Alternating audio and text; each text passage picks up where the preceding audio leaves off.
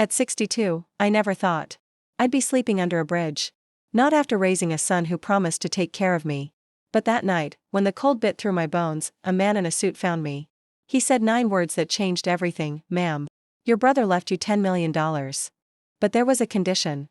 I still remember the day my son, Ethan, told me to pack my things. His voice had lost the warmth I'd raised him with. Mom, he said coldly, you can't stay here anymore. The house is being sold. I thought he was joking. I even smiled, until I saw the papers in his hand.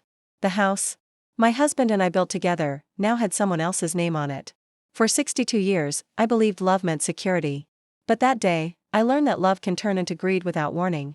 When I begged Ethan to reconsider, his wife, Megan, stepped in. Your mother's had her time, she said. We need our own life now. That night, I stood on the porch, holding a single suitcase. Ethan didn't even look at me. The door shut, softly, like a final breath. For weeks, I wandered the streets, surviving on the few dollars I had. I picked cans, slept on benches, and learned that hunger can humble even the proudest hearts. People passed me without seeing me. I wasn't a mother anymore, just another forgotten woman. Sometimes, I'd sit under the streetlight and whisper to the wind, God, if you're there, please? Just give me a reason to keep going. One rainy night, as I searched trash bins for empty bottles, a black car stopped nearby. A man stepped out, clean suit, umbrella, polished shoes. He called my name softly, Mrs. Eleanor Hayes? I froze. No one had said my name in weeks. He approached me gently, holding an envelope. I'm James Walker.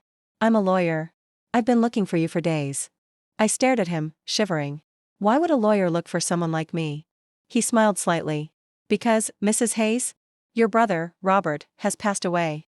And he left you his entire estate, nearly $10 million. My knees almost gave out. Robert? The brother I hadn't spoken to in 15 years? Tears burned my eyes. I wanted to believe it. But I couldn't. There must be some mistake, I whispered. James shook his head. No mistake, ma'am. But there's one condition. You must hear it before you accept anything. A strange chill ran down my spine. He gestured toward his car. Please, come with me. There's something you need to see. As I climbed inside, still soaked and trembling, one thought echoed in my mind. The lawyer's car was warm, and the faint scent of leather filled the air. I hadn't sat in a car in months. My reflection in the window startled me, hollow eyes, gray tangled hair, the face of a woman life had already buried once. James, the lawyer, drove quietly through the city lights until we reached a tall building. Inside his office, everything gleamed, polished wood, gold frames, and silence that felt too clean for someone like me. He handed me a cup of tea. My trembling hands could barely hold it. Mrs. Hayes, he said softly, your brother Robert passed away peacefully 2 weeks ago.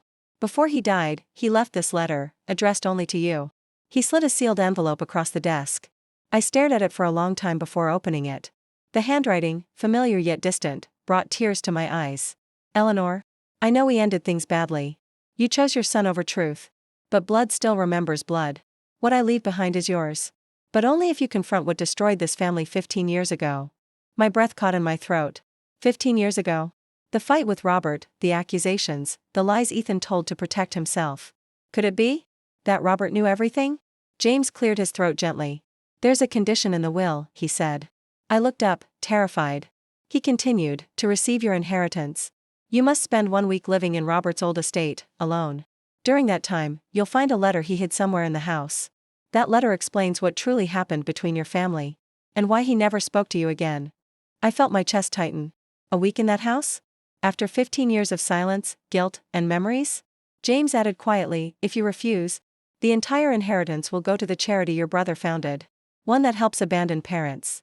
Abandoned parents. The words hit like a knife. My eyes filled with tears. He knew, I whispered. He knew Ethan threw me out. James nodded slowly. He did, ma'am. And he wanted you to know something before you made any decision about forgiving him. Or your son. I sat there, silent, the rain tapping softly against the window.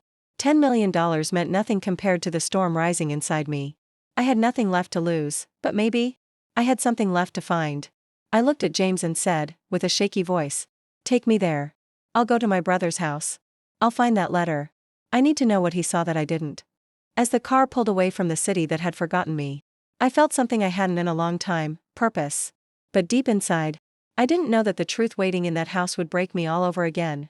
The next morning, The lawyer dropped me at the gates of my brother's estate, an old countryside house surrounded by fog and silence. As I stepped out, cold wind brushed against my skin like a memory whispering, "Welcome back." I hadn't seen that house since the day Robert and I fought. The day Ethan stood between us and said words that poisoned our blood. Inside, the air was thick with dust and time. Every photo on the wall stared back at me, Robert's smile, his young wife, the family we once were. I ran my fingers over a cracked frame and whispered, "You were right, Robert. I just didn't want to see it." For the next 2 days, I searched every corner, drawers, cabinets, bookshelves for the letter he'd hidden. At night, the creaks of the old wood sounded like his footsteps. Sometimes I even caught myself talking to him. "Where did you hide it, brother? What did you want me to know?" On the third night, a storm rolled in. Thunder echoed through the hall, and I felt the old house breathing with me, aching alive. I lit a candle and sat in Robert's study. Papers were scattered across his desk. Then, behind an old portrait, something caught my eye, a small wooden box, locked with a silver key taped behind the frame. My heart pounded as I opened it. Inside was a folded letter, yellow with age, sealed with Robert's initials. I hesitated, then opened it with trembling hands. "Eleanor, when I warned you about Ethan, you called me jealous. You said he'd never hurt his own mother. But I saw the documents he forged, the ones that made me sell our parents' land and transfer the money to his name. He used your signature, Eleanor. He used you. I didn't tell you because I knew it would break you. But silence has its price. If you're reading this now, maybe you finally see what I couldn't make you believe." My tears fell onto the paper. The ink blurred. I dropped the letter and fell to my knees. My heart screamed. All these years, I blamed my brother, while my son, my own flesh and blood, was the one who betrayed us both. I remembered that day, Ethan's fake tears, his lies about Robert stealing from us. I'd turned my back on my brother for a son who never loved me, only what I owned. The storm outside grew louder, matching the chaos inside me. I clutched the letter to my chest and whispered through tears, "I'm sorry, Robert. I'm so sorry." Just then, I noticed something else in the box, a small photograph of Ethan, standing with a man in a business suit. On the back, written in Robert's handwriting, "He planned this long before you knew. Find the lawyer. He holds the rest." My blood froze. James, the lawyer who found me. Why would my brother mention him in a letter written years ago? As lightning flashed through the windows, one terrifying thought struck me. What if the lawyer wasn't just there to help me, but to finish what Ethan started? I didn't sleep that night. The rain kept whispering against the windows, but my mind was louder. James the lawyer, his name was in my brother's letter, written long before Robert died. That couldn't be a coincidence. At sunrise, I went through the box again. Inside, beneath the photograph, was a small flash drive. My hands shook as I plugged it into Robert's old computer. A video opened, dated 10 years ago. Robert sat in his study, older but calm. His eyes looked tired, but determined. "If you're watching this, Eleanor," he began, "then the truth finally reached you. The lawyer,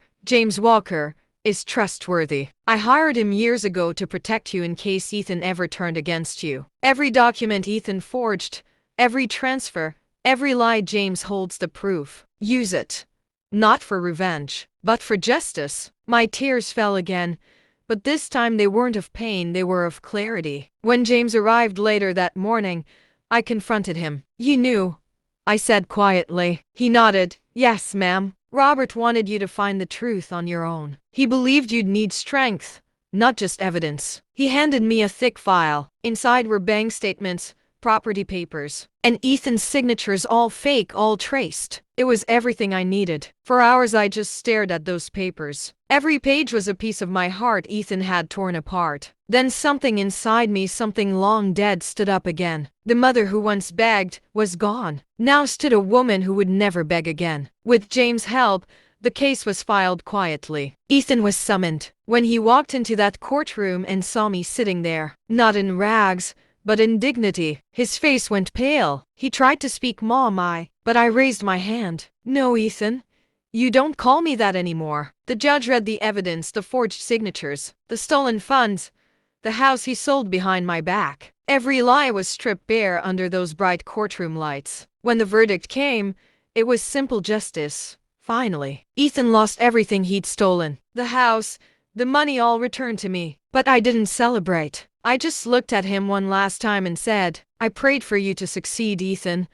But not like this. Months later, I rebuilt my brother's house, turned it into a shelter for abandoned parents. Just like Robert's wish. Every night, I sit on the porch with a cup of tea, watching the sunset over the fields and whisper, thank you, Robert. You gave me back more than money you gave me myself. And when the wind passes through the trees, I almost hear his voice again. See, little sister, justice always finds its way home.